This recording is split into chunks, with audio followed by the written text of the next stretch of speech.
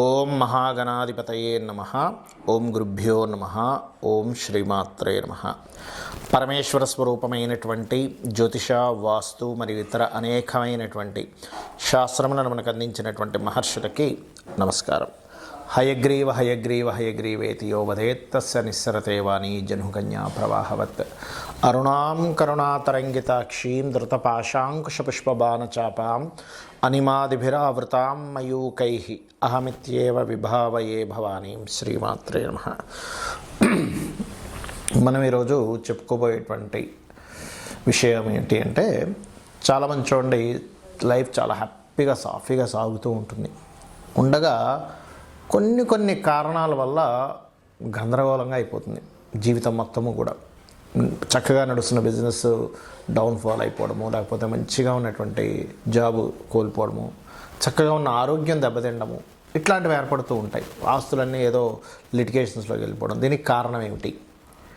ఈ కారణము మనం ముందుగానే మనకి మహాదశానాథుడు కానీ ప్రకృతి కానీ హెచ్చరిస్తూ ఉంటుంది.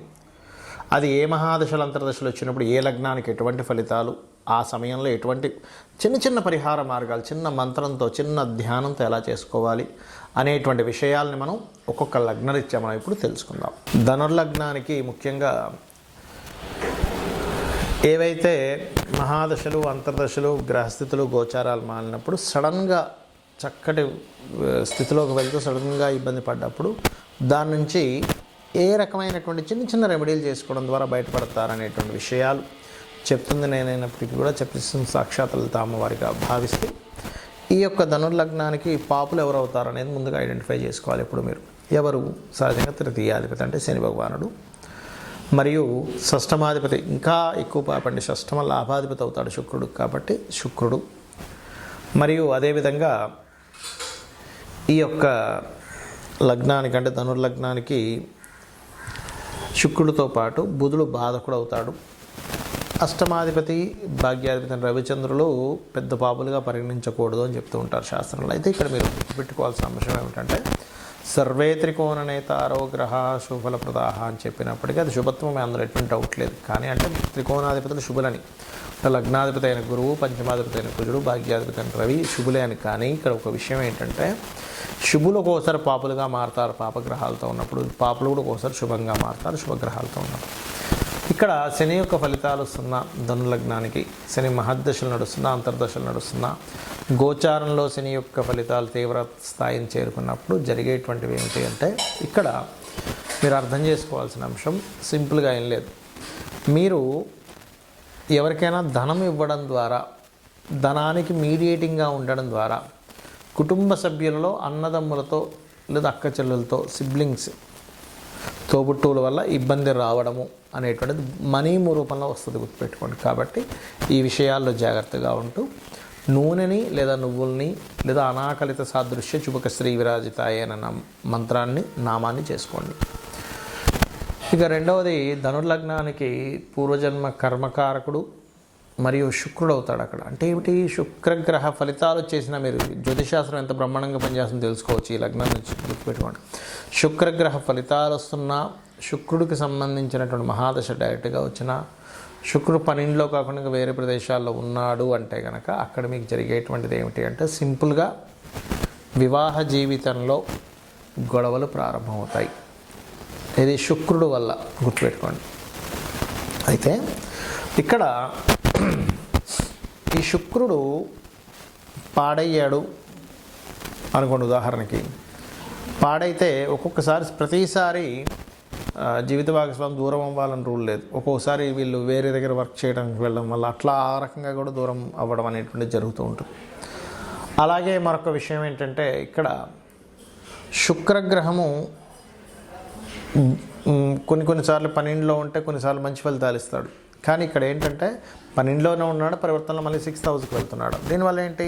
జీవిత భాగస్వామికి హెల్త్ ఇష్యూస్ రావడం ఇట్లాంటివి జరుగుతూ ఉంటాయి. కాబట్టి మీరు శుక్రుడు యొక్క మహాదశలు వస్తున్నప్పుడు సింపుల్గా ఏం లేదు, బొబ్బర్లు దానంగా ఇవ్వండి, అమ్మవారి ఆరాధన ఎక్కువగా చేయండి, ఖచ్చితంగా మంచి ఫలితాలు ఉంటాయి. దీంతోపాటు మీ లగ్నానికి అష్టమాధిపతి చంద్రుడు చంద్రుడు కనుక పాడైతే ప్రయాణాల్లో జాగ్రత్తగా ఉండాలి ధనుర్లగ్నం వారు. ప్రయాణం చేసి ఒకసారి అమ్మవారిని తలుచుకొని మీరు ప్రయాణం చేస్తున్నట్లయితే, లేదా నీటి ప్రదేశాలకు వెళ్ళినప్పుడు, జలగండాలు అంటూ ఉంటుంది, జల ప్రదేశాలకు వెళ్ళినప్పుడు జాగ్రత్తగా ఉన్నట్లయితే మీకు ఎటువంటి ఇబ్బంది రాదు. ముఖ్యంగా మీ లగ్నం వారు లక్ష్మీ నరసింహస్వామి ఆరాధన బ్రహ్మాండమైన ఫలితాలు ఇస్తుంది. మనకు ముందుగానే ప్రకృతి ఒక్కొక్క సిమ్టమ్ని ఒక్కొక్క రూపంలో అందిస్తూ ఉంటుందండి. అదేమిటంటే అధికారుల నుంచి ఇబ్బంది రాబోతుంది అని అనుకున్నప్పుడు, లేదా గవర్నమెంట్ నుంచి ఇబ్బంది రాబోతుంది అన్నప్పుడు మనం చిన్న చిన్న విషయాల్లో అపకీర్తి వస్తూ ఉంటుంది, మనల్ని అవమానించడం జరుగుతూ ఉంటుంది. మనం అర్థం చేసుకోవాలి, ఓహో ఎక్కడో సూర్యభగవానుడికి సంబంధించింది, ఎక్కడో నా మహాదశల్లో అంతర్దశల్లో ఇబ్బంది కలగబోతుంది అనమాట అని వెంటనే సూర్య నమస్కారాలు చేసుకోవడము, ఓం మిత్రాయ నమః అనే నామస్మరణ చేస్తూ ఉండండి.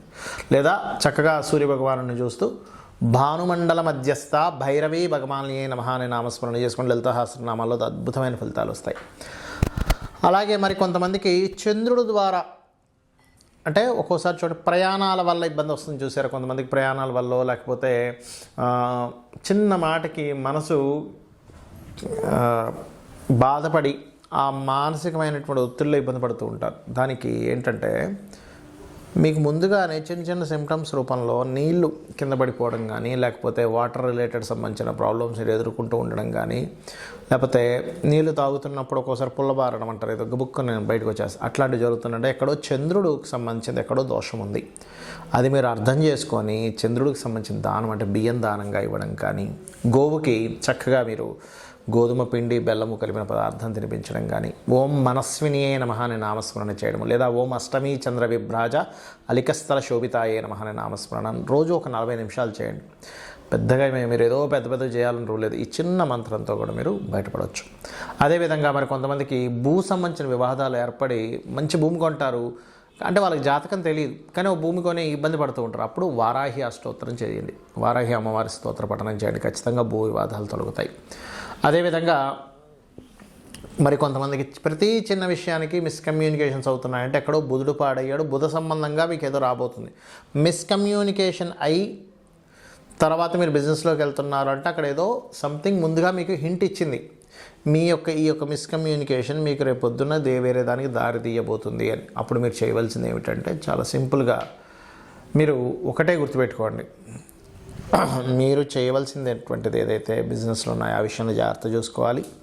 మరియు లలితా సహస్రనామాల్లో ఓం ఇంద్రగోప పరిక్షిప్త స్మరతోనాభజంగికాయ నమః, అదేవిధంగా గోవుకి గోంగూర తినిపించడం చేయండి. ఖచ్చితంగా మీకుండేటువంటి బిజినెస్ చక్కగా అభివృద్ధిలోకి వస్తుంది. గురు సంబంధించిన దోషం మీ జన్మజాతకంలో ఎక్కడో ఇబ్బంది ఉందన్నప్పుడు మీరు గురువులతో కొన్ని మాటలు పడుతూ ఉంటారు, మీకు తెలియకుండా మీ పెద్దవాళ్ళతో గైడింగ్ వాళ్ళతో. అంటే అక్కడ ఏంటి, గురువు గ్రహం ఎక్కడో పాడే మీకు ఆ దోషాన్ని ఇస్తుంది. అలాంటప్పుడు గోవుకి అరటికాయలు తినిపించడము, దత్తాత్రేయ మంత్రం జై గురుదత్త శ్రీ గురుదత్త చేసుకోవడం మంచిది.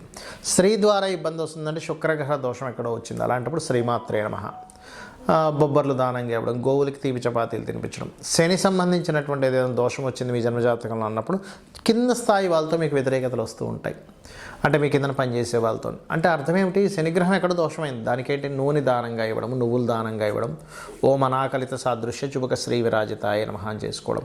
రాహు అయితే దుర్గని, కేతు అయితే గణపతి ఆరాధన చేయాలి. ఈ రకంగా చేసినట్లయితే మీకు జన్మజాతకం లేకపోయినా మీరు ఎన్ని ఇబ్బందుల్లో ఉన్నా ఆ సిమ్టమ్స్ అర్థం చేసుకుంటూ మీరు ఈ రకంగా లలితాసహస్రనామాలు చేసుకున్నా, లేదా నిత్య దీపారాధన చేసుకున్నా, నిత్య దేవతారాధన చేసుకున్నా మీకు ఎటువంటి ఇబ్బంది ఉండదు.